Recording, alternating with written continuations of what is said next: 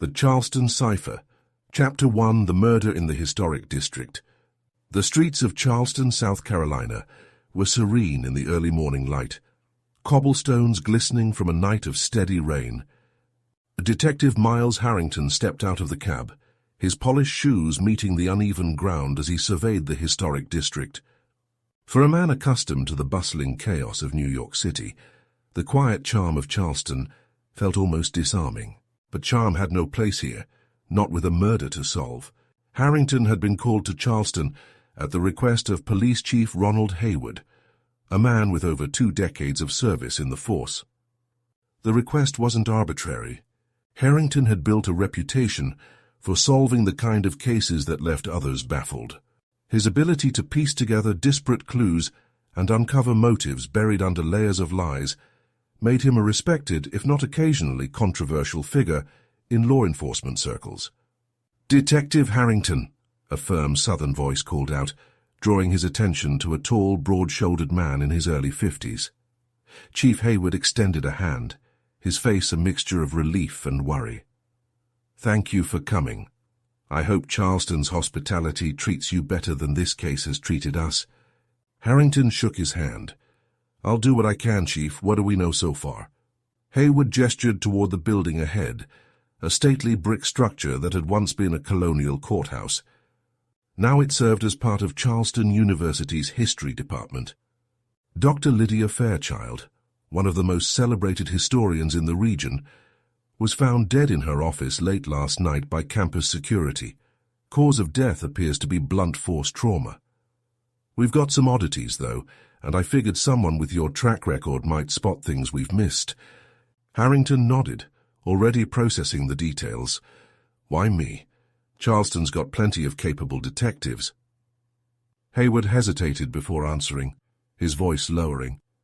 "We've got politics at play here. Dr. Fairchild wasn't just a historian, she was a public figure. Her work brought prestige to the university and the city. Her death has shaken the community, and there's pressure from certain circles to wrap this up quickly. But I don't want this solved fast, I want it solved right. And your name keeps coming up whenever we hear about tough cases solved up north." Harrington appreciated the honesty. "Understood, let's get started." Inside the history department, Harrington was led to Dr. Fairchild's office. The crime scene was a jarring contrast to the room's otherwise scholarly charm. Bookshelves lined the walls, their contents in disarray, as though someone had swept entire rows of volumes to the floor.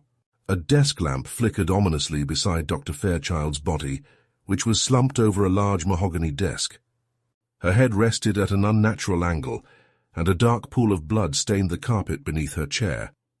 Papers, books, and what appeared to be an antique quill pen lay scattered across the surface. Harrington stepped closer, careful not to disturb anything. "What's this?" he asked, pointing to a torn piece of parchment near her outstretched hand. "We're not sure," Haywood admitted. "It looks old, though. One of her colleagues mentioned she'd been researching Revolutionary War-era documents, but we haven't gotten a clear answer on what this is." Harrington crouched, studying the parchment.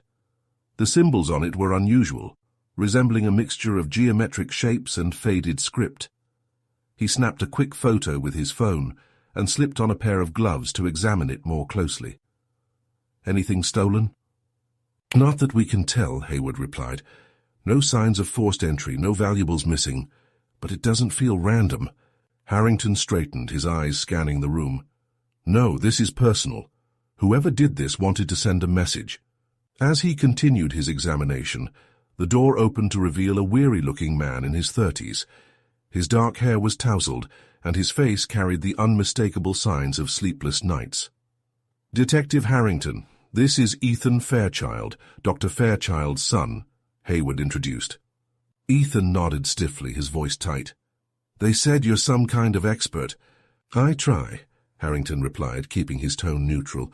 "I'm sorry for your loss." Ethan's jaw tightened. "She didn't deserve this. My mother was a good woman, but she could be driven, obsessive even. If you're here to help, figure out who hated her enough to do this." "I'll need your help, Mr. Fairchild. Anything you can tell me about your mother's recent work, anyone she might have been at odds with, could be vital. Ethan hesitated, his eyes darting to the parchment. She was working on something big, a discovery about the Revolutionary War. She wouldn't talk about it, but she was paranoid these past few weeks, kept saying someone was watching her. Harrington felt a ripple of intrigue. Did she say who? No, just that they were powerful. Ethan paused. Do you think this is connected to her research? Too early to say, Harrington replied, though his instincts told him otherwise. As he prepared to leave the scene, a uniformed officer rushed in. Chief, we've got a break-in at Dr. Fairchild's house. Her research notes, someone just stole them. Harrington turned sharply to Hayward. This wasn't random, it's starting. End of Chapter 1. Chapter 2, Secrets of the Past. The Fairchild residence was a modest two-story colonial tucked into a quiet street lined with oaks. By the time Detective Harrington arrived, yellow police tape cordoned off the property, and officers were combing the scene. A shattered back window and a ransacked study told the story of a burglary that didn't waste time on subtlety. Looks like they knew what they were after, Harrington muttered, stepping into the study. The room mirrored the chaos of Lydia Fairchild's office, books pulled from shelves, papers scattered, and drawers left ajar. The burglar or burglars had ignored the obvious valuables. A laptop sat untouched on the desk, and an antique clock remained firmly in place. They went straight for her research, Chief Hayward confirmed, gesturing to an empty spot on the desk. Her son says she kept all her notes here in binders. Whoever broke in cleared them out. Harrington frowned, running a hand along the desk's polished surface. Her work must have been worth something to someone. Anything else missing? Not that we can tell, Hayward replied. Ethan's inside if you want to speak to him. In the living room, Ethan Fairchild sat slumped on the couch, his elbows resting on his knees and his hands cradling his face. He looked up as Harrington entered, his expression a mix of exhaustion and frustration. Why would someone do this? Ethan asked, his voice strained. Why kill her? Why break into her house? She was just a historian. A historian with powerful enemies, it seems, Harrington said. He sat down across from Ethan, keeping his tone calm but direct. Tell me about her research. What was she working on that might have drawn attention? Ethan hesitated, his gaze flickering to the broken window. She didn't tell me much. She said it was safer that way, but I know it had something to do with the Revolutionary War. She was chasing some story about spies and secret codes. It was her obsession. Spies, Harrington pressed. Did she mention anything specific? She talked about a cipher, something connected to Charleston's history. She thought it could rewrite how people saw the war. Ethan let out a bitter laugh. I didn't believe her. I thought it was another one of her wild theories. Before Harrington could respond, an officer entered the room holding a small object in an evidence bag. We found this outside the broken window, the officer said, handing it over. Harrington inspected the item, a brass button engraved with a faint design of an anchor. Military? He asked. Looks like it, the officer replied. Could be old, maybe Revolutionary War era. Harrington's mind churned. The break-in wasn't a random act of violence. It was calculated, deliberate. Someone believed Dr. Fairchild's work was worth killing for. I'll need a list of anyone your mother worked with recently, Harrington told Ethan, and anyone who might have wanted her silenced. Ethan nodded, his expression grim.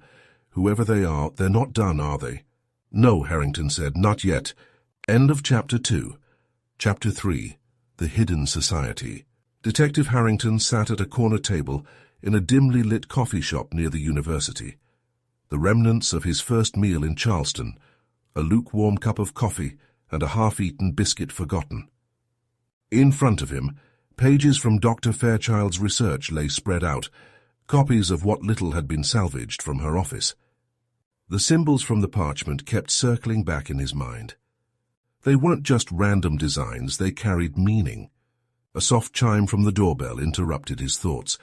Harrington glanced up to see a slight man in his 60s, with wire-rimmed glasses and an air of nervous energy enter the cafe. This was Edward Langston, the rare book dealer Dr. Fairchild had frequented. Langston approached the table cautiously, gripping a leather satchel as though it contained gold. "Detective Harrington?" Langston asked, his voice trembling slightly. "That's me," Harrington replied, motioning for Langston to sit. The man complied, placing the satchel carefully on the table. I don't know how much help I can be, but when I heard about Lydia, well, I thought you'd want to know what she was working on." "Any insight would help," Harrington assured him. "Start with the basics. What was Dr. Fairchild after?" Langston leaned in, lowering his voice. "She was researching the Order of the Founders, an old and largely forgotten secret society. They were said to be influential during the Revolutionary War, spies, strategists, and saboteurs. Legend has it they hid something valuable, though no one agrees on what. Some say gold, others believe it was documents containing damning secrets about Charleston's elite." Harrington raised an eyebrow. "And she believed this order was real?" "Oh, she more than believed," Langston said. "She found proof, or so she claimed. A coded journal linked to one of the society's members. She thought it would lead her to whatever they left behind." "What happened to the journal?" Harrington asked. Langston hesitated. "She won it at an auction several months ago. I saw it once, a fascinating artifact. She brought it to me for authentication, but after that, I didn't see it again. If it's missing now, I can only assume—" "It was stolen during the break-in," Harrington finished. Langston nodded grimly. "Lydia said she was close to deciphering it. That was weeks ago. I warned her to be careful. This kind of discovery could make enemies, especially if the Order's legacy ties to prominent families."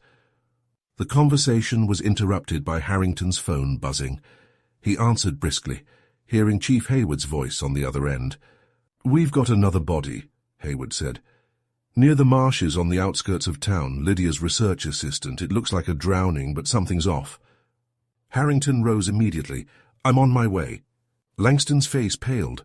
Another death. Harrington nodded, already gathering his things. "I have a feeling this is just the beginning." The marshlands were quiet, save for the hum of cicadas and the occasional splash of water. Harrington arrived to find officers cordoning off the area. The victim, a young woman in her late 20s, lay near the water's edge, her clothes soaked through. "Name's Anna Keller," Hayward said as Harrington joined him. "Worked closely with Dr. Fairchild. They found her early this morning. At first glance, it looked like an accident, but—" Hayward crouched and gestured toward the victim's wrists. "Faint rope burns. Someone tied her up at some point. Coroner's preliminary guess is she drowned, but this wasn't accidental." Harrington studied the scene, noting a distinct trail of flattened reeds leading to the water. "Any witnesses?" "None so far. The area's secluded. The killer had time." Harrington's gaze swept the marsh, his instincts sharpening. 2 murders in quick succession, both connected to Lydia Fairchild's research. Whatever she had uncovered, someone was willing to kill to keep it buried. As he stood, his phone buzzed again. This time it was a message from Ethan. "I've been going through her notes. There's something you need to see. Come to the studio." Harrington glanced back at the lifeless body of Anna Keller, then toward the path leading to his car. Someone was escalating, and time was running out. End of Chapter 3. Chapter 4, A Fragile Alliance. Detective Harrington arrived at Ethan Fairchild's art studio, a small but cluttered space on the outskirts of Charleston. The faint smell of oil paint and turpentine lingered in the air, mingling with the scent of freshly brewed coffee. Paintings of Charleston's historic district adorned the walls, each vibrant and full of life strikingly different from the grim realities they both faced. Ethan greeted Harrington at the door, looking pale but resolute. "Thanks for coming. I've been sifting through her notes all night." "Find something useful?" Harrington asked, stepping inside. Ethan led him to a desk covered with papers, books, and fragments of Lydia's research. "I don't know how much help this will be, but I think my mother left something behind, something important. Look at this." He handed Harrington a faded envelope. Inside was a torn sketch of a painting, barely legible notes scribbled along its margins. The painting depicted Charleston Harbor during the Revolutionary War, but there was something unusual about the water, faint lines drawn just beneath the surface. "She believed this painting held a hidden map," Ethan explained. "One of the Order's members supposedly commissioned it, as a way to mark the location of their treasure without raising suspicion. She was trying to find out where the original is. "And these notes?" Harrington asked, pointing to the margins. "They're coordinates, rough ones," Ethan said. She thought the painting might lead to the Order's stash. She was close to figuring it out, I'm sure of it. But now, I don't know who to trust. First her, then Anna. Who's next? Before Harrington could respond, there was a knock at the door. Ethan tensed, his hand instinctively moving toward a nearby paperweight. "Expecting someone?" Harrington asked quietly. "No." Harrington motioned for Ethan to step back as he approached the door. He opened it cautiously, to reveal a courier holding a small package. "Ethan Fairchild?" the man asked, glancing at his clipboard. Ethan stepped forward reluctantly. "That's me." The courier handed over the package, and Harrington immediately noticed the lack of a return address. "Who sent this?" "No idea, just doing my job," the courier replied before walking away. Ethan brought the package to the desk and opened it carefully. Inside was a book-sized bundle wrapped in plain brown paper. When he removed the wrapping, a journal fell onto the table. Harrington recognized it immediately. The missing Revolutionary War journal Dr. Fairchild had been studying.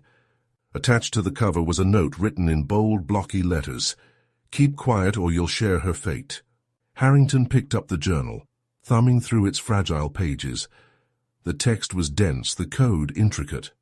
Whoever sent this wasn't just trying to scare Ethan. They wanted control over what he and Harrington knew. "We're running out of time," Harrington said. "The killer or killers don't want this decoded, but sending it back means they need us to hesitate." Ethan looked at Harrington, his voice trembling. "What do we do?" Harrington thought for a moment. "We decode it, but first we need to figure out where this came from."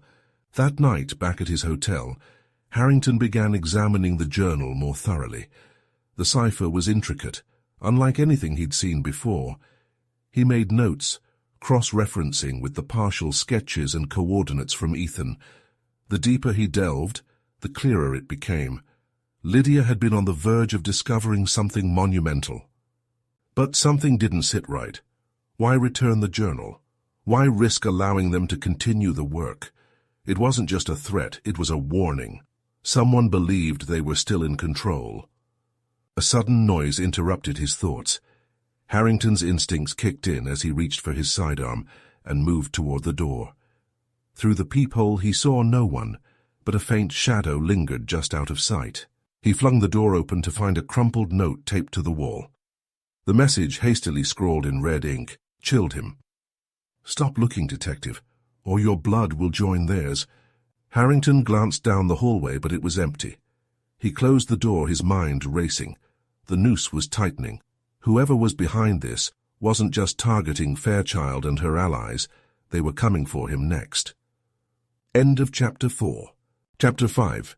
Decoding the Cipher. Detective Miles Harrington arrived at Charleston University's library early the next morning, its grand Georgian facade standing resolutely against the rising sun. With the Revolutionary War journal now in his possession, he sought the expertise of Dr. Vivian Knox, a cryptography professor, whose name had surfaced during his investigation.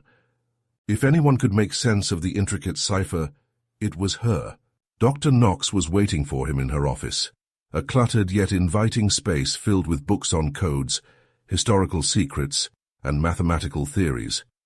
She was in her late 40s, with sharp eyes behind round glasses and a no-nonsense demeanor that immediately commanded respect.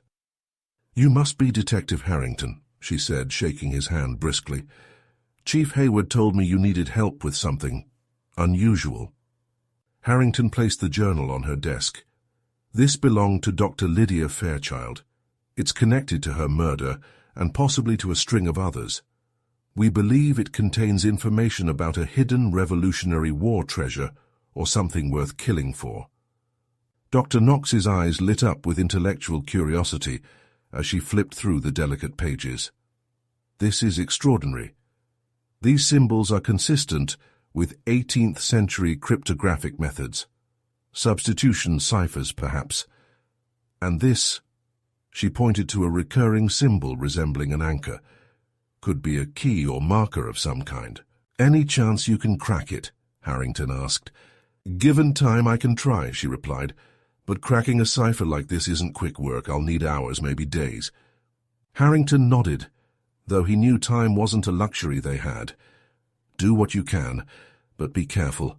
Whoever is behind this doesn't hesitate to eliminate threats." Dr. Knox gave him a determined look. "Understood." As Harrington left the library, his phone buzzed. It was Chief Hayward. "We've got something," Hayward said. "You're not gonna like it." The Charleston morgue was cold and sterile, its clinical silence broken only by the hum of fluorescent lights. Harrington stood beside Hayward as the coroner pulled back the sheet covering Anna Keller's body. "Rope burns on her wrists," the coroner explained, "but that's not all. Look here." She pointed to faint bruises on Anna's upper arms. "These marks suggest she was restrained by someone strong, likely a man. The drowning was staged." Harrington studied the body, his jaw tightening. "Anything else?" Hayward handed him a plastic evidence bag. Inside was a broken silver locket, the clasp twisted as though it had been ripped off. "Found this near her body. It belonged to Lydia Fairchild." Why would Anna have it? Harrington wondered aloud. Unless she took it from Lydia's office or the killer planted it. The deeper Harrington dug, the more tangled the threads became. Anna's murder wasn't just collateral damage, it was calculated. A message, perhaps, or a warning to others who might follow in Lydia's footsteps.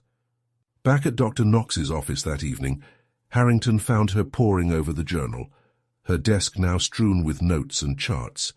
"You're making progress?" he asked. Dr. Knox didn't look up. "This isn't just a simple substitution cipher, it's layered, but I've deciphered part of a phrase." She handed him a sheet of paper with her translation. "Beneath the bell tower." Harrington's mind raced. Charleston's historic district had several bell towers, but one stood out. The St. Michael's Church Tower, a landmark dating back to the Revolutionary War. If the journal's directions were correct, the treasure, or whatever the order had hidden, was somewhere beneath it. But as he processed the discovery, his phone buzzed again. It was Ethan Fairchild. "They've found me." Ethan's voice came through, panicked. "Someone's outside my studio." "Stay where you are," Harrington ordered, rushing for the door.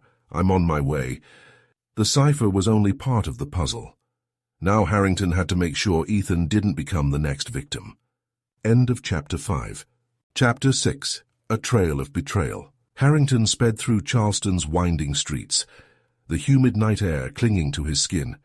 Ethan Fairchild's frantic phone call still echoed in his ears. As he neared the studio, he spotted a black sedan idling across the street, its headlights off. The car sped away as soon as he pulled up, its tires screeching against the asphalt. Gripping his weapon, Harrington entered the studio cautiously. The place was in disarray, paintings knocked over, a shattered vase on the floor.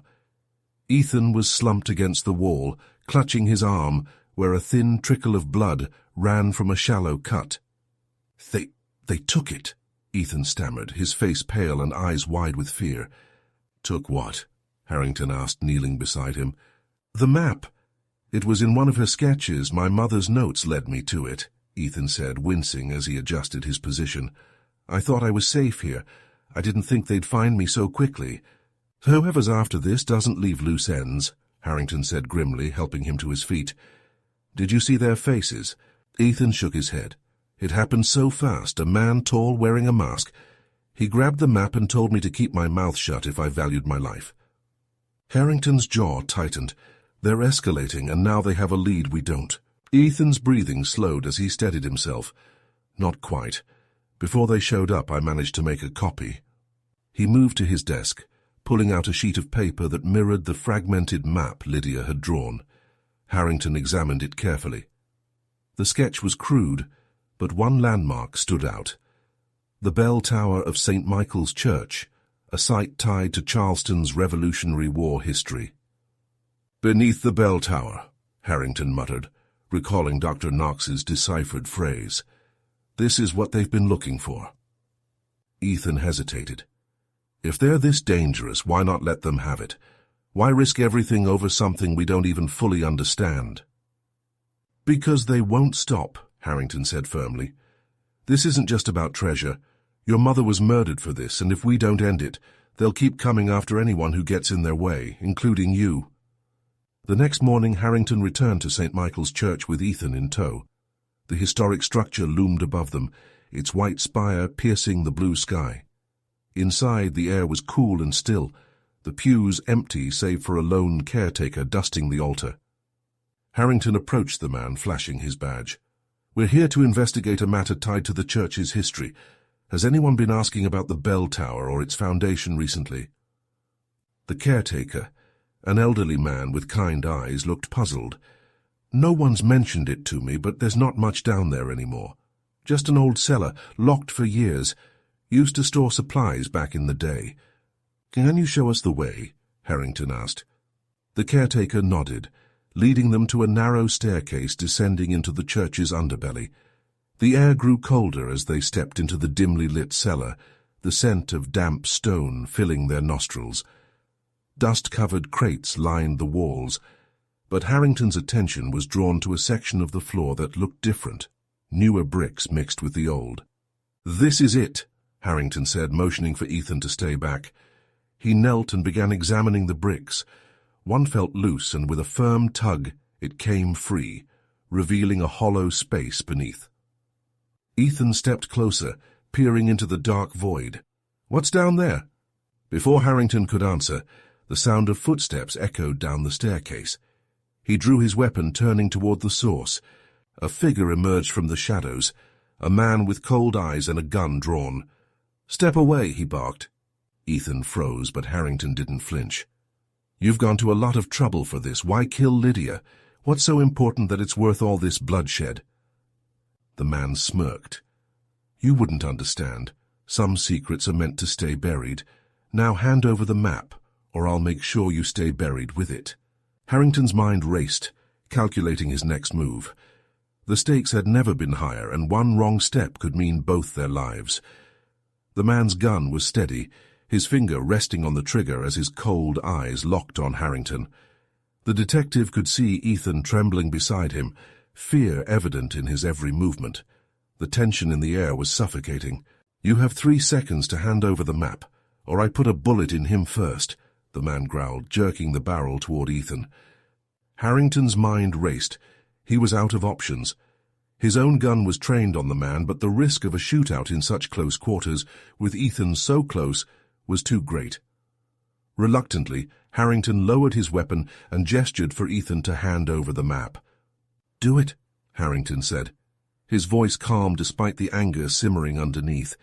Ethan hesitated, clutching the copy of the map like it was the last thing connecting him to his mother, but the steel in Harrington's tone forced his hand. Slowly, he extended the paper toward the man. The intruder snatched it greedily, his eyes scanning the crude sketch for a brief moment. "Smart choice," he muttered. Then, in one fluid motion, he kicked Harrington's gun out of reach and tossed it into a dark corner of the cellar. "Don't follow me," he warned. He turned and bolted up the staircase, the sound of his footsteps fading into the distance. Harrington exhaled sharply, frustration flashing across his face. "Ethan, stay here," he ordered, retrieving his gun from the shadows. "What are we going to do?" Ethan asked, his voice trembling. "We let him run for now," Harrington said, his tone bitter. "But he just made one mistake. He let us live." Harrington glanced at the trapdoor and then back at Ethan. The man had the map, but the detective still had the chest and its documents. And now he had a face to track. End of Chapter 6. Chapter 7. The Treasure and the Truth. Weeks had passed since the murder of Dr. Lydia Fairchild, but the shadow of her death still loomed over Charleston. Her funeral, held in the heart of the historic district, drew a crowd far larger than Detective Miles Harrington had expected. Professors, students, historians, and members of the community packed the cemetery's small chapel, spilling out into the graveyard under the shade of moss-draped oaks. Lydia's work had clearly touched many lives. Harrington stood near the back, his usual stoic expression masking the weight of his thoughts. The eulogy, delivered by one of Lydia's closest colleagues, painted a picture of a brilliant woman whose relentless pursuit of truth had come at great personal cost. Among the mourners, Ethan Fairchild stood at the front, his face pale and gaunt. Grief clung to him like a shroud, though he maintained a fragile composure.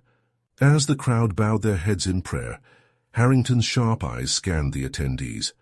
Toward the back, half hidden by the tree line, stood a man in a dark coat and wide-brimmed hat. He lingered at the edges of the gathering, making no effort to approach the grave or join the others. His posture was rigid, and his eyes darted toward Harrington more than once. When the service concluded, Harrington approached Ethan, offering a quiet word of condolence. "Your mother was clearly loved by many," he said. "She deserved better," Ethan replied, his voice heavy with guilt and sadness. "I noticed someone at the back of the crowd," Harrington said, keeping his tone casual. "Any idea who he might be?" Ethan glanced toward the trees, but the man was gone. "No, I don't recognize him. Do you think he's connected to all of this?" Harrington nodded slightly. "Could be. Keep your guard up." Later that day, Harrington returned to St. Michael's Church, the cryptic message from the journal still fresh in his mind.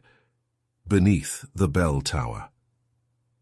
The events of the funeral only reinforced his belief that Lydia's work had unearthed something powerful, something dangerous. The cellar beneath the bell tower was as he'd left it, cold, damp, and silent. With Ethan's help, he pried up the loose bricks, uncovering a wooden trapdoor. It groaned under the weight of centuries as they lifted it, revealing a narrow staircase descending into darkness. "Stay behind me," Harrington instructed, his flashlight piercing the gloom.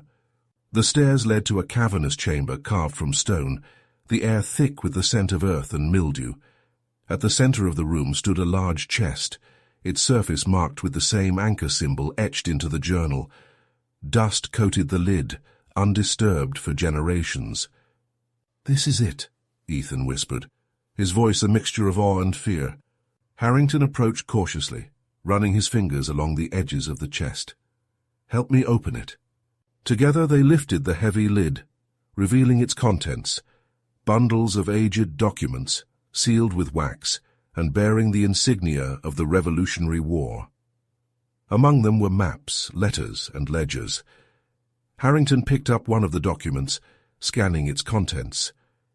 "These aren't just historical artifacts," he said, his voice steady but tinged with realization. "These are records lists of names, transactions, and coded messages." Lydia was right. The Order of the Founders wasn't just a legend. They were spies, and these documents prove it. Ethan leaned over, his hands trembling as he touched the edges of one of the letters. "But why would someone kill for this?" "Because secrets like these have power," Harrington replied. "This ledger alone could implicate some of Charleston's most prominent families in treason or worse." Their discovery was interrupted by the sound of footsteps echoing from above. Harrington's instincts kicked in as he drew his weapon, motioning for Ethan to stay low.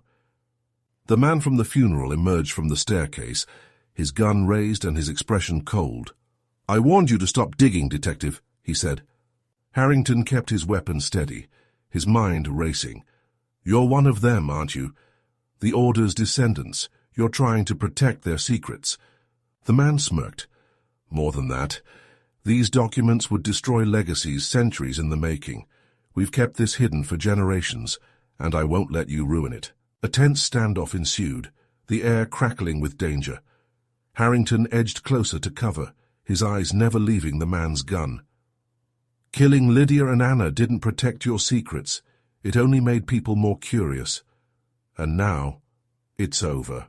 The man's grip tightened on his weapon, but before he could fire, Ethan hurled a nearby brick, striking the man's shoulder and throwing off his aim. Harrington seized the moment, disarming him and pinning him to the ground. "So you're under arrest," Harrington said, securing the man's hands behind his back. As the man cursed and struggled, Harrington glanced at Ethan, who was visibly shaken but unharmed.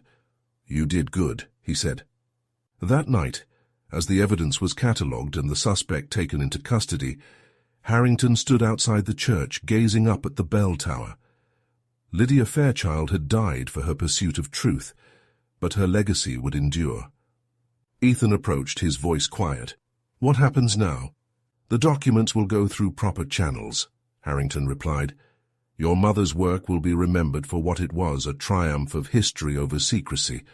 Ethan nodded, his expression a mixture of relief and sadness. She'd have liked that. Harrington's phone buzzed with a message from Chief Hayward.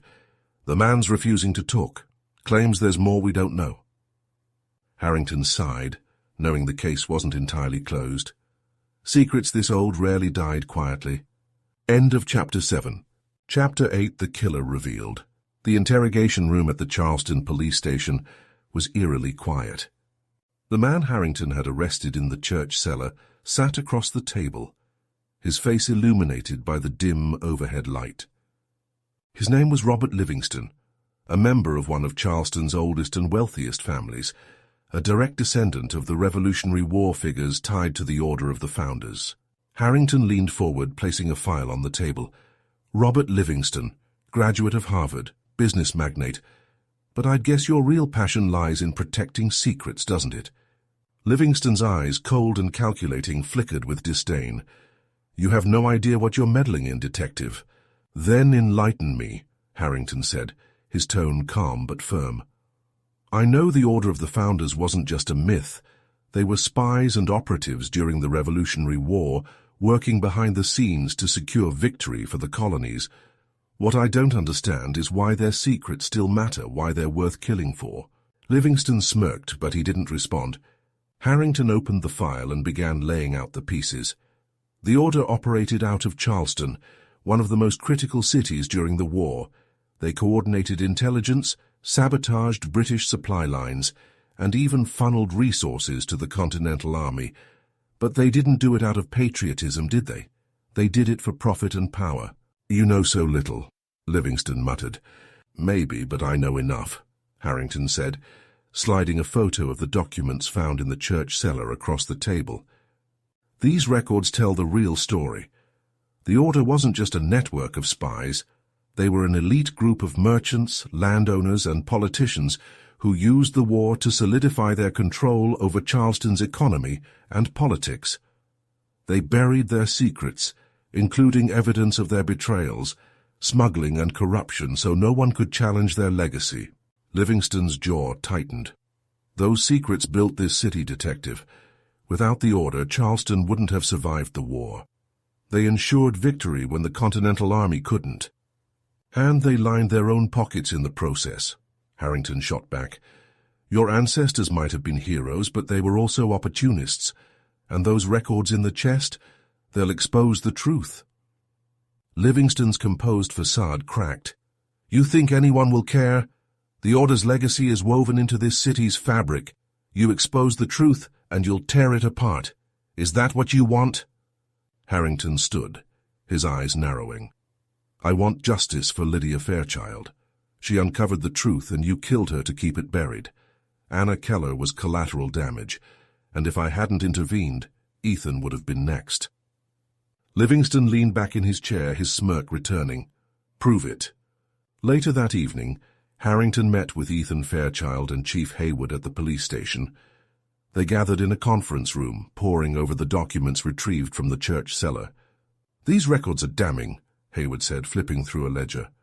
"Names, dates, transactions, it's all here. Bribes paid to British officers, black market deals, even evidence of war profiteering. If these go public, it'll ruin some of Charleston's most prominent families."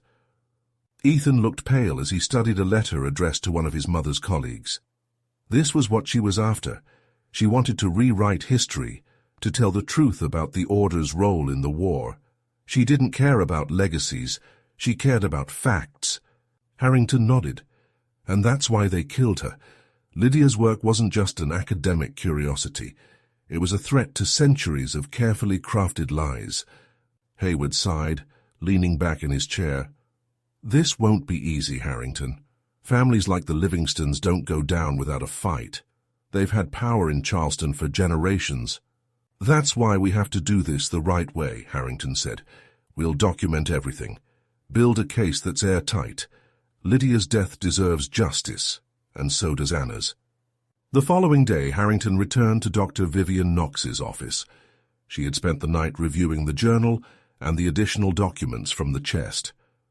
"I think I've pieced together the bigger picture," she said, gesturing to a large diagram on her desk. The Order wasn't just a local operation. They had connections up and down the eastern seaboard. Spies, smugglers, and double agents, all orchestrated from Charleston. But here's the most fascinating part. The anchor symbol wasn't just a marker for the treasure. It was a code for their meeting places, hidden in plain sight across the city. Harrington studied the diagram. So this wasn't just about wealth, it was about control. Exactly, Knox said. The Order ensured their dominance by manipulating both sides of the war.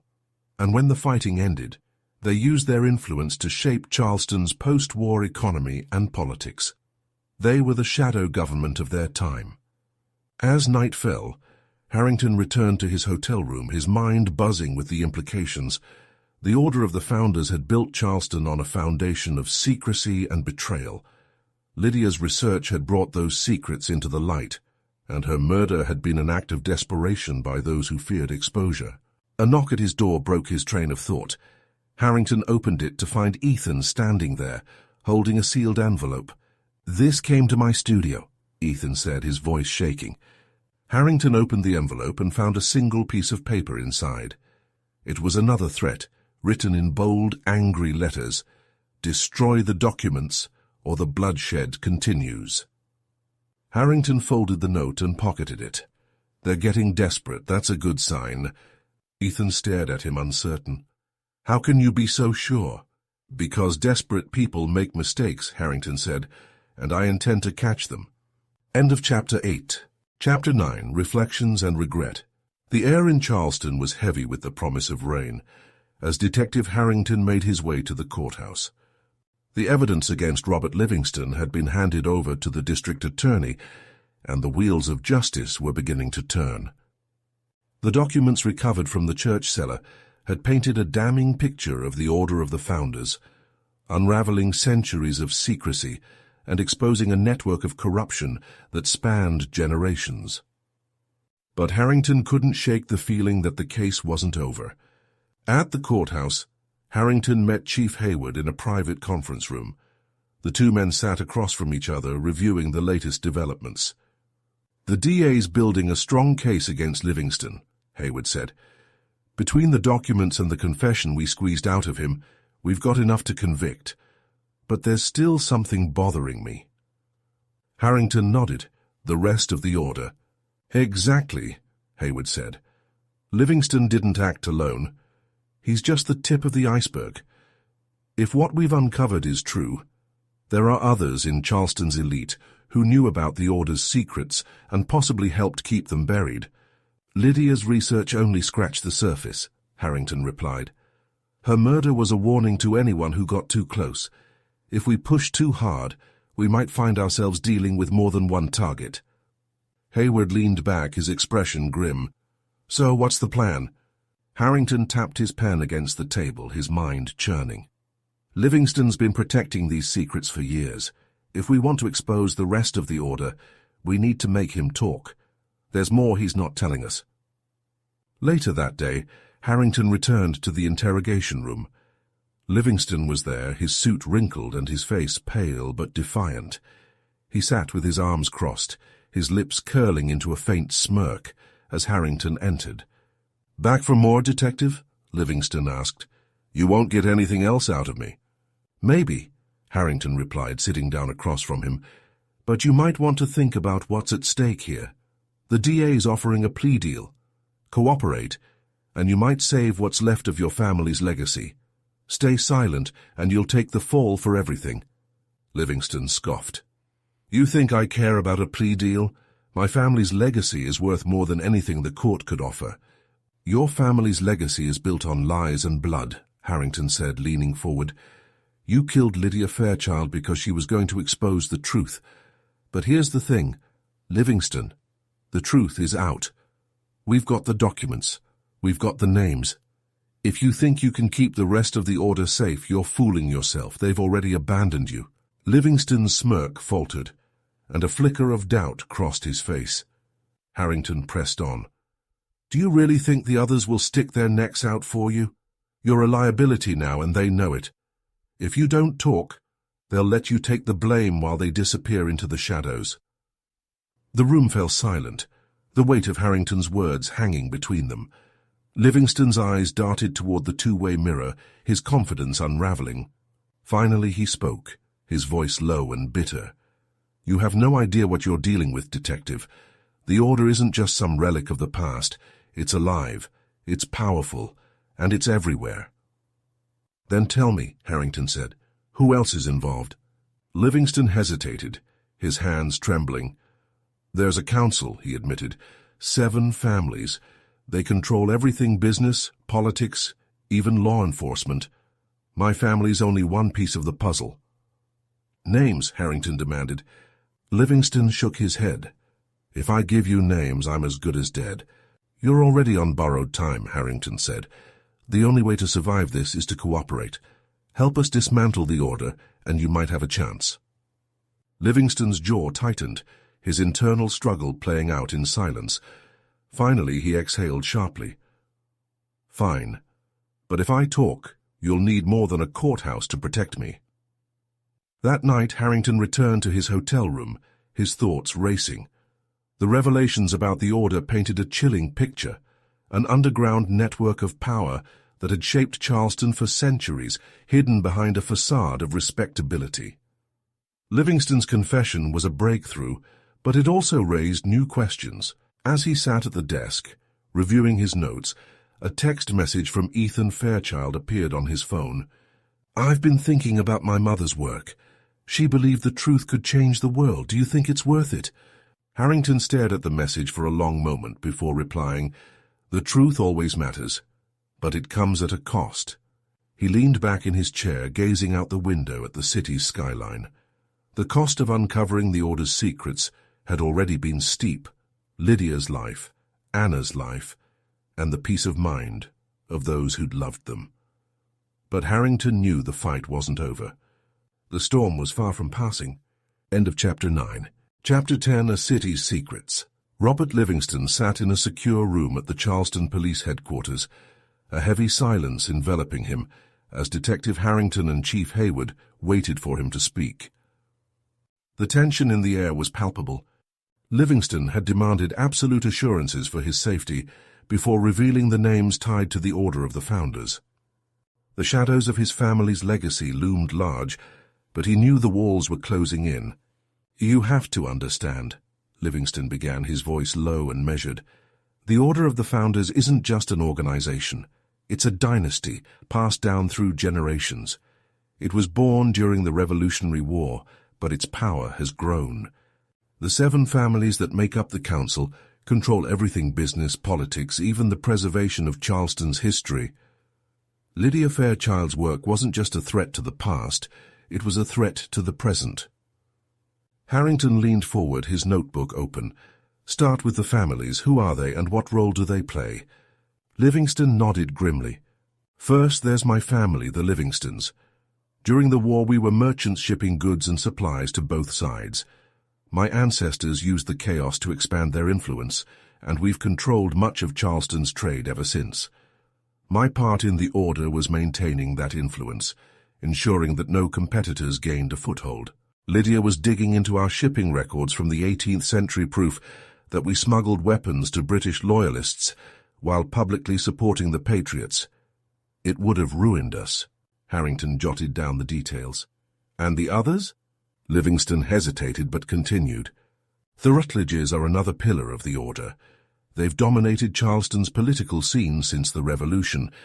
Their ancestor, Thomas Rutledge, was a spy for both the British and the Continental Army.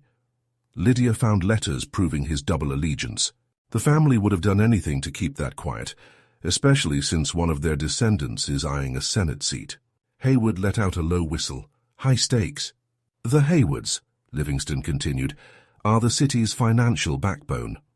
Their ancestor ran a covert banking operation during the war, funneling money to whichever side paid more. Today, they control one of the largest private banks in the southeast. Lydia discovered early ledgers showing they laundered stolen British gold. She didn't understand the significance at first, but once she did, well, you know what happened next." Harrington's pen moved steadily across the page. That's 3. Who else? The Middletons, Livingston said. They were landowners during the war, supplying crops to the British Army while secretly providing intelligence to the Patriots. They built their wealth on those dual allegiances, and they still own some of the most valuable real estate in Charleston. Lydia found a map detailing how they used enslaved people to transport stolen goods during the war, a secret they've worked hard to keep buried. He paused, his face tightening. The Manigaults were masters of deception. Their ancestor was a forger who created false documents to mislead British troops. Today, they control much of Charleston's legal system, ensuring that the Order's interests are protected. Lydia found a connection between their ancestors' forgeries and false land claims that enriched the family. It was damning. 2 more, Harrington pressed. The Pinckneys are the city's social elites, Livingston said. Their ancestor was a liaison between the Order and French forces during the war. They used those connections to bring in luxury goods that made them a fortune. Today, they fund historical preservation societies to ensure their version of history is the one that gets told. Lydia's research exposed their ancestors' dealings with British officers, casting doubt on their role as patriots. And the last family? Harrington asked. Livingston's expression darkened. The Pringles. They're the enforcers. During the war, their ancestor led a militia that acted as the Order's muscle, silencing anyone who threatened their operations. They still control private security firms and have deep ties to law enforcement. If anyone carried out the hit on Lydia and Anna Keller, it was them. Hayward muttered under his breath. That explains a lot.